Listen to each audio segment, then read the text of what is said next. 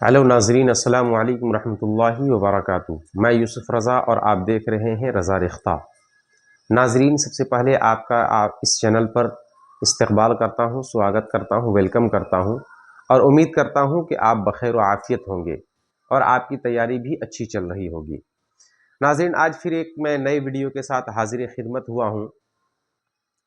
आज हम लोग फिर बिहार 10वीं जमात के चैप्टर नंबर 30 को कवर करने वाले हैं।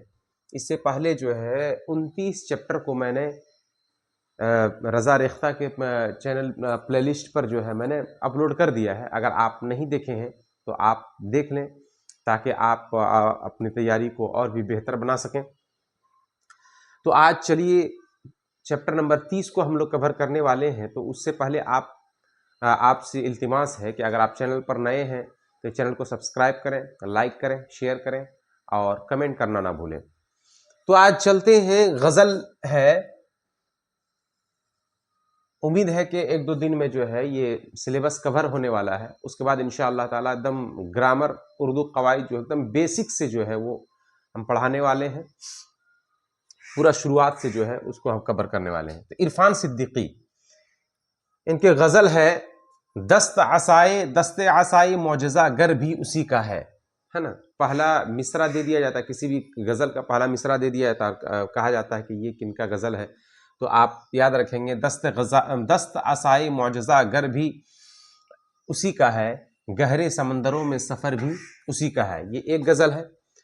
उसके बाद फिर गज़ल है, एक और गज़ल है, काम उस शिकवे तन्हाई से क्या चलता है, काम इस शिकवे तन्हाई से क्या चलता है, तू अकेला है कि दुनिया से जुदा चलता है, तू अकेला है कि दुनिया से जुदा चलता है। ये दो गज़ल है आपके निसाब में शामिल जो कि इरफान सिद्दीकी ने जो है लिखा है ना।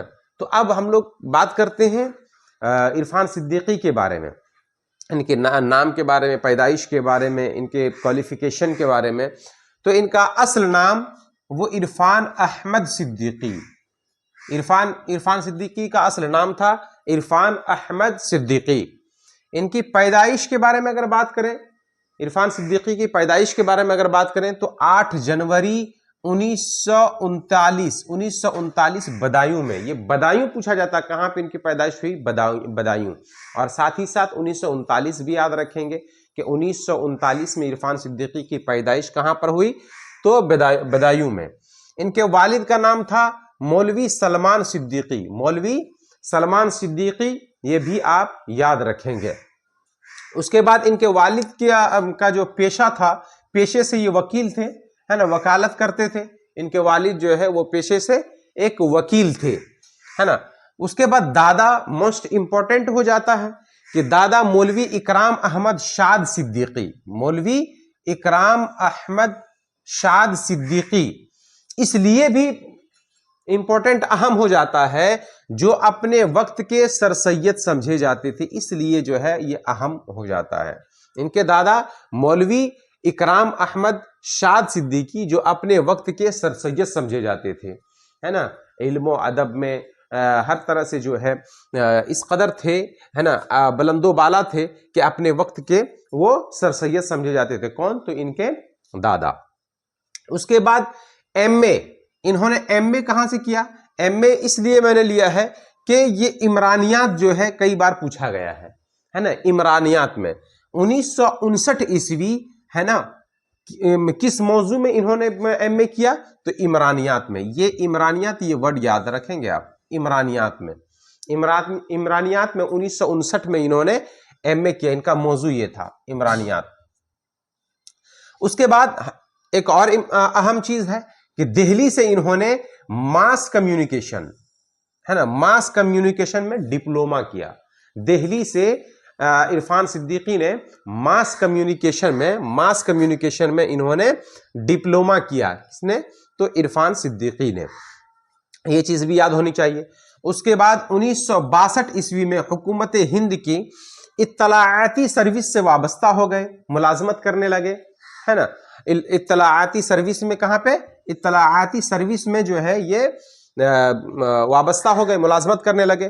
फिर मुख्तलिफ शोबे में भी काम करते रहे, है ना। मतलब अलग अलग शोबे में जो है ये काम करते रहे, अलग अलग शोबे में काम करते रहे। आखिर में नायब प्रिंसिपल, जिसको वाइस प्रिंसिपल बोला जाता है, नायब प्रिंसिपल के ओहदे से सुबुकदोश हुए। अलग अलग विभाग में अलग अलग मुख्तलिफ शोबे में इन्होंने काम किया। आखिरकार जिस ओहदे पर रहते हुए, जिस ओहदे से इन्होंने रिटायरमेंट लिया, वो नायब प्रिंसिपल था, और इसी ओहदे से जो है ये सुबुकदोश हुए, मतलब रिटायरमेंट इनकी हुई, नायब प्रिंसिपल। उसके बाद वफात है ना, वफात कब हुई? तो 16 मार्च 2004 ईस्वी को, 16 मार्च 2004 ईस्वी को, इसको याद रखेंगे, 2004 ईस्वी को इनकी वफात हुई। हाँ, तो किस मर्ज से, ये भी पूछा जाता है, किस बीमारी से इनकी वफात हुई? तो ब्रेन ट्यूमर, ब्रेन ट्यूमर के, है ना, ब्रेन ट्यूमर के मर्ज की वजह से जो है इनका इंतकाल हुआ इरफान सिद्दीकी का। कब? तो 2004 में। इसे भी याद रखेंगे। उसके बाद इनका शेरी मजमुआ है ना, बहुत अहम है, दरिया, दरिया के नाम से जो है इनका एक शेरी मजमुआ है, दरिया। ड्रामा इन्होंने लिखा है ना, ड्रामा लिखा इन्होंने, है ना, मालिका और अग्निमित्र, मालिका और अग्निमित्र, ये चीज, ये ड्रामा याद रखेंगे, मालिका और अग्निमित्र। हाँ, तो ये किसका उर्दू तर्जमा है ये भी देखेंगे। कालिदास के संस्कृत ड्रामा, कालिदास के संस्कृत ड्रामा मालविका अग्निमित्रम, मालविका अग्निमित्रम का ये उर्दू तर्जमा है ना, जिसका नाम है मालिका और अग्निमित्र। याद रखिए, आपसे ये पूछा जा सकता है कि इरफान सिद्दीकी ने किसकी संस्कृत, है ना, कौन से अजीम शख्सियत है जिनकी किताब, है ना, संस्कृत ड्रामा को जो है उर्दू में तर्जमा किया? तो ये कालिदास, है ना, कालिदास के संस्कृत ड्रामा जो है, संस्कृत ड्रामा जो है मालविका अग्निमित्रम जो है, उसका उर्दू में तर्जमा किया मालिका और अग्निमित्र। इसको आप याद रखेंगे, याद रखने की जरूरत है। फिर जो है इरफान सिद्दीकी बुनियादी तौर पर क्या चीज के शायर थे? तो गजल के शायर थे। इस पॉइंट को भी याद रखेंगे। इरफान सिद्दीकी बुनियादी तौर पर क्या चीज के शायर थे? तो गजल के शायर थे। इसे हमें और आपको याद रखना चाहिए। तो ये तमाम अहम जो पॉइंट मैंने पॉइंट आउट किया है, इसको एक एक पॉइंट को जो है आपको याद रखने की जरूरत है। तमाम चीजों को जो है अपने कॉपी में नोट डाउन करें, इसको याद करें, है ना, इसको कई बार जो है वो लिख कर और याद करें, तो इंशाअल्लाह ताला ये तमाम चीजें जो है वो याद हो जाएंगी, है ना।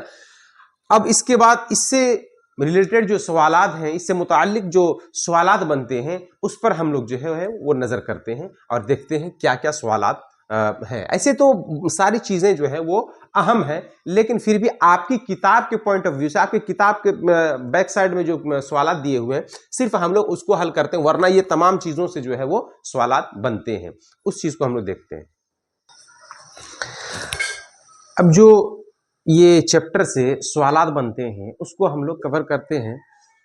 चूँकि सवालात तो बहुत सारे बन सकते हैं, लेकिन ये 10 सवालात जो है मुख्तसर तरीन, ये मारूजी सवालात और ये मुख्तसर तरीन सवालात दिया हुआ है, इसको हम लोग हल करते हैं। तो ये मारूजी है जिसको मैंने वन लाइनर बना दिया, इसको आप ध्यान से देखेंगे, वहाँ ऑप्शन दिया हुआ है लेकिन मैंने इसको वन लाइनर बना दिया।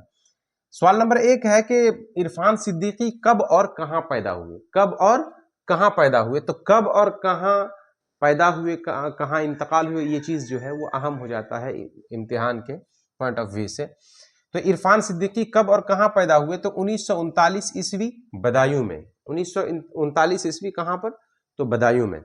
उसके बाद इरफान सिद्दीकी का ताल्लुक किस खानदान से था? तो शेख सिद्दीकी खानदान, इसको याद रखेंगे, शेख सिद्दीकी खानदान से इनका ताल्लुक था। उसके बाद सवाल नंबर 3 है कि इरफान सिद्दीकी ने मैट्रिक का इम्तिहान कब पास किया? तो 1953 में। 1953 में इन्होंने मैट्रिक का इम्तिहान पास किया और 1959 में इन्होंने इमरानियात में एमए पास किया था। फिर है सवाल नंबर 4 है मौलवी इकराम अहमद शाद सिद्दीकी, जो अपने अहद के सर सैयद समझे जाते थे, ये इरफान सिद्दीकी के कौन थे? तो ये दादा थे, याद रखेंगे, ये इरफान सिद्दीकी के दादा थे। सवाल नंबर 5 है कि इरफान सिद्दीकी ने मास कम्युनिकेशन में डिप्लोमा कहाँ से हासिल किया? तो दिल्ली से। ہے نا, دہلی سے انہوں نے ڈپلوما کیا ماس کمیونیکیشن میں. اس کے بعد مختصر ترین سوالات ہیں, پھر 5 سوالات ہیں مختصر ترین, ہے نا, جس کو ہم دو نمبر والا کہہ سکتے ہیں. ایگزام میں جو ہے 2 نمبر کا سوال جو ہے مختصر ترین سوالات میں سے آتا ہے. اس کے بعد سوال نمبر ہے کہ عرفان صدیقی کا انتقال کس مرض سے ہوا, مطلب کس بیماری سے اس کا انتقال ہوا ہے. تو برین ٹیومر سے, یاد رکھیں گے, برین ٹیومر سے. تو بیماری کس وجہ سے انتقال ہوئی, یہ بھی جو ہے وہ پوچھا جاتا ہے. آپ کے نصاب میں جو ہے وہ چکبست ہے نا, مناظر قدرت یا مناظر فطرت, ان کے بارے میں بھی بیماری کے بارے میں پوچھا جاتا ہے کہ ان کی وفات کس وجہ سے ہوئی. تو برین وہ برین اس میں جو ہے یہ پیرالائسس کی وجہ سے جو ہے ان کو جو ہے وہ لکوا مار دیا تھا بریلی کے اسٹیشن میں, وہاں انتقال ان کا ہو گیا. تو ان کا انتقال, صرف عرفان صدیقی کا انتقال جو ہے وہ برین ٹیومر کی وجہ سے ہوا, یاد رکھیں گے. سوال نمبر 2 ہے عرفان صدیقی کا انتقال کب اور کہاں ہوا, کب اور کہاں. تو کب بولا جائے تو 2004 میں, اور کہاں پوچھا جائے تو لکھنؤ میں. کہاں پر تو لکھنؤ میں. پھر ہے سوال نمبر 3 ہے کہ عرفان صدیقی کے مجموعے کس نام سے یکجا طور پر شائع ہوئے.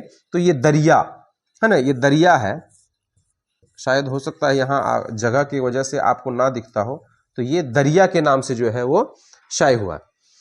سوال نمبر 4 ہے عرفان صدیقی ملازمت سے سبکدوش ہونے کے بعد کہاں سکونت پذیر ہوئے, مطلب جب ریٹائرمنٹ ان کی ہو گئی تو وہ مستقل طور پر جو ہے وہ کہاں رہنے لگے, پرماننٹ طور پر کہاں رہنے لگے. تو لکھنؤ میں, ہے نا, لکھنؤ میں وہ مستقل طور پر رہنے لگے اور وہیں پر ان کا انتقال ہوا. 2004 میں وہیں پر ان کا انتقال ہوا, وہیں رہنے لگے, ہے نا, چونکہ ان کی پیدائش بدایوں میں ہے اور ریٹائرمنٹ کے بعد لکھنؤ میں رہنے لگے اور وہیں ان کا انتقال ہو گیا.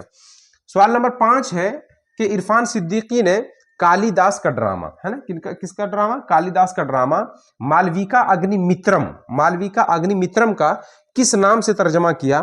تو مالیکا اگنی متر, مالیکا اگنی متر کے نام سے عرفان صدیقی نے اس کا ٹرانسلیشن کیا, اس کا ترجمہ کیا. اس چیز کو آپ یاد رکھیں گے. تو ناظرین, یہ تمام اسباق, تمام جو سمجھانے کا طریقہ کیسا لگا آپ کو, امید ہے کہ آپ کو بہتر لگا ہوگا. اگر آپ کو بہتر لگا ہوگا تو اپنے دوستوں میں شیئر کریں, لائک کریں اور کمنٹ کرنا نہ بھولیں. اور اسی طرح کے ویڈیو اور اسلامیہ سے جڑے ویڈیو کو پانے کے لیے اس چینل کو جو ہے فالو کریں اور سپورٹ کریں. انشاءاللہ تعالی آپ کو اس سے بے حد جو ہے وہ فائدہ نظر آئے گا. پھر ملتے ہیں ایک نئے ویڈیو کے ساتھ, تب تک السلام علیکم ورحمۃ اللہ وبرکاتہ.